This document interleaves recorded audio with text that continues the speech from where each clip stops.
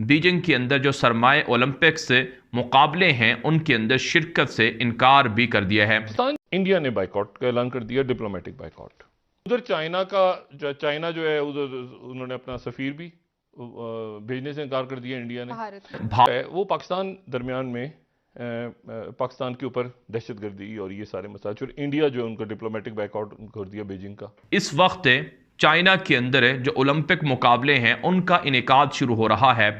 ऐसे में ओलंपिक मुकाबलों के आगाज में टार्च रेले में एक चीनी फौजी ने शमूलियत इख्तियार की है, जो भारत और चीन के फौज के मबैन सन 2020 में सरहदी इलाके गलवान में होने वाली फौजी झड़प के अंदर शामिल थे। अखबार ने लिखा कि एक फाबाओ भारतीय फौज के साथ झड़प में जख्मी हो गए थे और उनके सर पर चोट आई थी। अच्छा, जितना शेख रशीद साहब को अपनी पाक फौज पर यकीन है उतना ही पूरी कौम को यकीन है। पहले तो मुझे यह समझ नहीं आता कि किसी भी मुल्क का वजीर दाखिला यह बयान कैसे दे सकता है। वो कैसे कह सकता है कि अगले 2 महीनों में दहशतगर्दी बढ़ेगी, भले ही उसको पता हो। ये बात बताने की नहीं होती है। आपके मुल्क से सरमायाकारी उठ जाती है, सरमायाकार भाग जाता होता है, अवाम में एक अजीब किस्म का खौफ फैल जाता है। 10 रोज में दहशतगर्दों की जानिब से ये तीसरा हमला किया।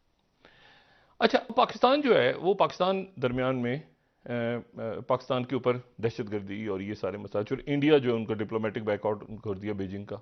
इधर से पाकिस्तान कह रहा है कि हम जो है वो हिमालय से बड़ी हमारी दोस्ती चाइना के साथ है।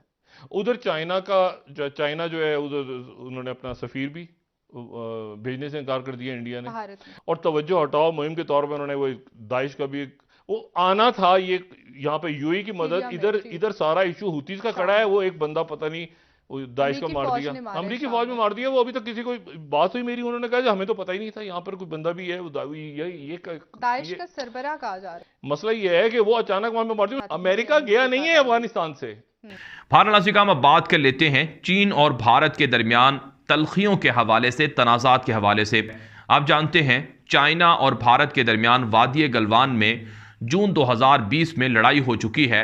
इस वक्त चाइना के अंदर जो ओलंपिक मुकाबले हैं उनका इनेकाद शुरू हो रहा है।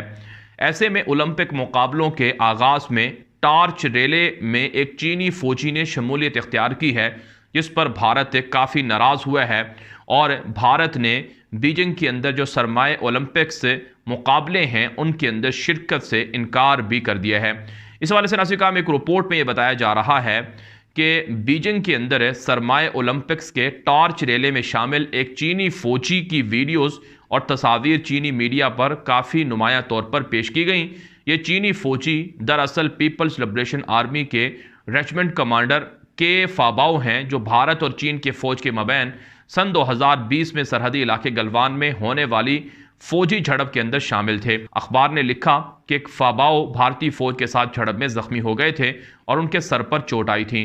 अब भारत इस मामले पर नाराज है। भारत में पीएलए के रेजिमेंट कमांडर फाबाओ को ओलंपिक्स टार्च रेले में शामिल किए जाने पर सख्त नाराजगी का इजहार किया जा रहा है और इस हवाले से भारत ने इन ओलंपिक मुकाबलों की इफ्तिताही तकरीब में शिरकत से भी इनकार कर दिया है। साबित यह होता है कि एक दफा दोबारा दहशतगर्दी सर उठा चुकी है। वो दहशतगर्दी के जिसको रोकने के लिए हमने 70,000 जानें दी। वो दहशतगर्दी कि जिसके खात्मे के लिए पाकिस्तानियों ने, पाकिस्तानी फौज ने अपनी जान की कुर्बानी दी, अपने माल की कुर्बानी दी, पाकिस्तान की मईशत को जितना बड़ा धचका पहुंचा इसकी वजह से, वो भी आपके सामने है। लेकिन सवाल ये पैदा होता है नाजरीन कि ये दहशतगर्दी दोबारा क्यों सर उठा रही है। सवाल ये पैदा होता है, सवाल तो होगा कि माशी महाज पर मुश्किलात का शिकार हुकूमत अब इस दहशतगर्दी के इस जिन को कैसे काबू करेगी। एक हुकूमत जिससे वैसे ही मुल्क में गवर्नेंस नहीं हो पा रही थी, वो किस तरह से इस पे काबू पा लेगी, क्योंकि मुल्क में इस वक्त दहशतगर्दों की जो कार्रवाइयां हैं वो तेजी से बढ़ रही हैं, उसमें किसी किस्म की कमी हमें नजर नहीं आ रही है। जर्मन नशरियाती इदारे डॉल्चे वेले के मुताबिक पाकिस्तान में दहशतगर्दी के वाकयात 56% बढ़ चुके हैं।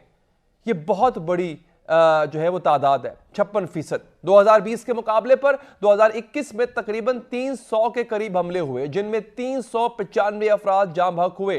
गुज़िश्ता रोज भी बलोचिस्तान के 2 मुख्तलिफ इलाकों नौशकी और पंजगोर में FC के हेडक्वार्टर्स पर दहशतगर्दों ने हमला किया। पाकिस्तान में दहशतगर्दी की नई लहर से सूबा बलोचिस्तान सबसे ज्यादा मुतासर हुआ है। Pakistan institute for conflict and security studies की रिपोर्ट के मुताबिक सन 2021 में बलूचिस्तान में सबसे ज्यादा हमले किए गए। इससे पहले 27 जनवरी को बलूचिस्तान के ही इलाके केच में दहशतगर्दों ने सिक्योरिटी फोर्सेस की चेक पोस्ट पर हमला किया था और 10 फौजियों को शहीद किया था, जबकि वजीर दाखिला शेख रशीद भी खबर दे चुके हैं कि आने वाले दिनों में दहशतगर्दी की कार्रवाइयों में इजाफा होगा।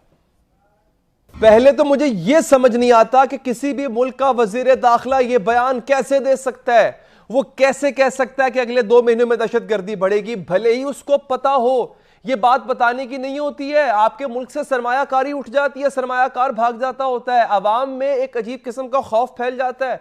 एक जानब दहशतगर्दी बढ़ती जा रही है, वज़ीर दाखिला इस बात से भी आगाह है और यह मजीद बढ़ेगी, लेकिन सवाल तो होगा कि क्यों बढ़ेगी। क्या बतौर वज़ीर दाखिला शेख रशीद का काम सिर्फ यह बताना रह गया था कि दहशतगर्दी मजीद बढ़ेगी? वज़ीर दाखिला किस मर्ज की दवा है? क्या वज़ीर दाखिला का काम इस बात को यकीनी बनाना नहीं है कि दहशतगर्दी ना बढ़े? क्या किसी मुहज़्ज़ब मुल्क में, ऐसे मुल्क में किसी वज़ीर दाखिला को ओहदे पर रहने दिया जाता जो यह बयान देता कि जनाब दहशतगर्दी बढ़ेगी? हुकूमत तो इस बात में भी कंफ्यूज है कि दहशतगर्दों के खिलाफ जंग करनी है या उनसे मुज़ाकरात करने हैं। 70,000 पाकिस्तानी दहशतगर्दी का शिकार हुए, मईशत को $150 अरब का नुकसान हुआ। आर्मी पब्लिक स्कूल पर हमले के बाद पाकिस्तानी कौम ने यकसू होकर दहशतगर्दों के खिलाफ ऑपरेशन किया। इस यकसुई के समरात पहुंच रहे थे, दहशतगर्दी की कार्रवाइयों में कमी आ रही थी कि एकदम वज़ीर आज़म इमरान खान ने दहशतगर्दों से मुज़ाकरात का ऐलान कर दिया। अब पता नहीं हुकूमत की सोच में कहां से आ गया कि अब हम मुज़ाकरात खेलेंगे। दहशतगर्दों के खिलाफ कार्रवाइयां रोक दी गई तो उनको मोहलत मिली, उन्होंने मोहलत से फायदा उठाया। फिर क्या होना था? फिर से वही काम शुरू हो गया, उन्होंने अपने आप को मजबूत कर लिया। कौम यह समझने से कासिर है कि जो लोग उसकी जान के दुश्मन हैं उनसे मुज़ाकरात कैसे हो सकते हैं। मुज़ाकरात शुरू करते हुए वज़ीर आज़म इमरान खान को इससे पहले हुए मुज़ाकरात का अंजाम मालूम नहीं था क्या? सूबा बलोचिस्तान इस वक्त दहशतगर्दों के निशाने पर है। 10 रोज में दहशतगर्दों की जानिब से यह तीसरा हमला किया गया। कल रात दहशतगर्दों की जानिब से नोशकी और पंजगोर में सिक्योरिटी फोर्सेस के कैंपों को निशाना बनाया गया और कुछ दिन पहले भी बलोचिस्तान में फौजी चौकी पर दहशतगर्दों की जानिब से हमला किया गया था, जिसमें 10 फौजी जवान शहीद हो गए थे।